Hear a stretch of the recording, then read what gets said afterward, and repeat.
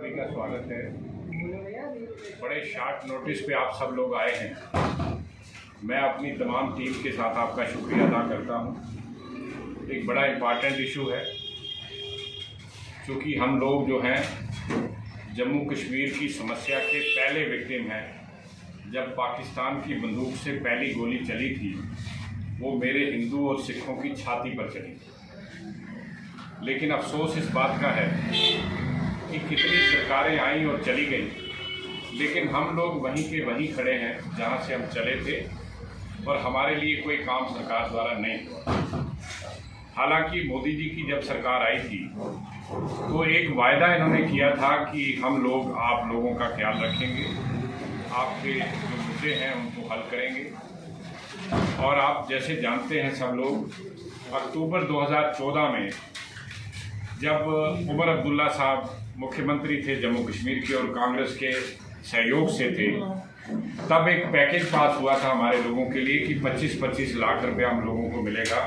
हमारे 1947 में आने वाले उन परिवारों को जो अपना सर्वस्व लुटाकर, जिनका सब कुछ LOC के पार पड़ा है, चल और अचल संपत्तियां, उसके बदले में एक एक्स ग्रेशिया ग्रांट दी जाएगी। हमारे बच्चों को प्रोफेशनल टेक्निकल कॉलेज में रिजर्वेशन दी जाएगी। और तीसरी बात ये थी कि जो एजुकेटेड अनएम्प्लॉयड यूथ होगा हमारा, उनको नौकरियों का एक पैकेज दिया जाएगा, ताकि एक सहारा परिवार को मिले और परिवार खड़ा हो जाए। लेकिन बड़े अफसोस के साथ मुझे ये कहना पड़ रहा है कि आज 7 से अधिक साल बीत चुके हैं, हम लोग जहां थे वहीं खड़े हैं, हमारे लिए कोई काम नहीं हुआ है। और जितने कानून भी हमारी रियासती सरकार बनाती है, वो कानून भी हम पर इम्प्लीमेंट नहीं होते, हालांकि वो बनते हमारे लिए।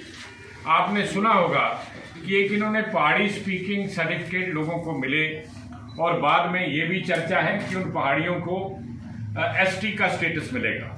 हमने कहा हमारे लोग कहीं तो खड़े हों, कोई तो सहारा उनको मिले। लेकिन अफसोस इस बात का है कि जब हम लोग अप्लाई करते हैं पहाड़ी स्पीकिंग सर्टिफिकेट के लिए, तो सरकार ना करती है ना हाँ करती है, और मजबूर होकर हम हाई कोर्ट जाते हैं। हाई कोर्ट में 21 फरवरी को हमारे हक में फैसला होता है। हाई कोर्ट ये डायरेक्शन देती है स्टेट गवर्नमेंट को कि 2 महीने के अंदर अंदर इसका फैसला करें कि आपने देना है या नहीं देना है। और ये सर्टिफाइड कापियां हम इनको 24 फरवरी को पहुंचा देते हैं, और 2 महीने 24 अप्रैल को होने जा रहे हैं, जिस दिन प्रधानमंत्री जम्मू कश्मीर आ रहे हैं। लेकिन मैं समझता नहीं कि इनके सोच में, इनकी कभी आने वाले भविष्य की स्कीमों में हमारे परिवारों के लिए कोई योजना होगी। और जो योजनाएं इनके आने से पहले भी बनी थी, उन योजनाओं को भी इन्होंने रोक रखा है।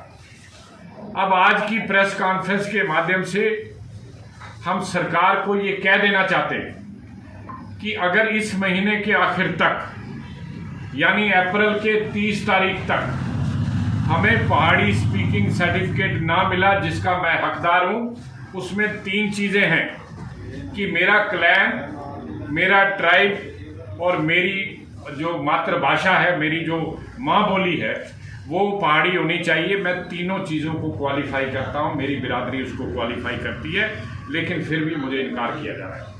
और मैं आपकी प्रेस कॉन्फ्रेंस के माध्यम से ये कह देना चाहता हूँ कि अगर 30 अप्रैल तक सरकार ने हमें वो ना दिया, और इसके अतिरिक्त हमारे पैकेज पर कोई बात ना की, हमारी असेंबली की सीटों पर कोई चर्चा ना की, तो मैं खुद चेयरमैन SOS इंटरनेशनल सबसे पहले मैं अपनी जान दूंगा, अपने पर मिट्टी का तेल छिड़क कर आग लगाऊंगा, और मेरे बाद मेरे ये तमाम साथी एक एक करके अपनी जान देंगे। रोज का एक आदमी मरेगा, और इसकी सारी जिम्मेदारी सरकार की होगी।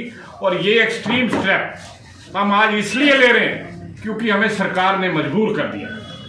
और मेरे बाद मेरे जितने साथी हैं, सब ने फैसला किया है कि हर रोज एक आदमी मेरे बाद अपनी जान देगा, और इन सारी जानों की जो जिम्मेदारी है वो इस सरकार की होगी।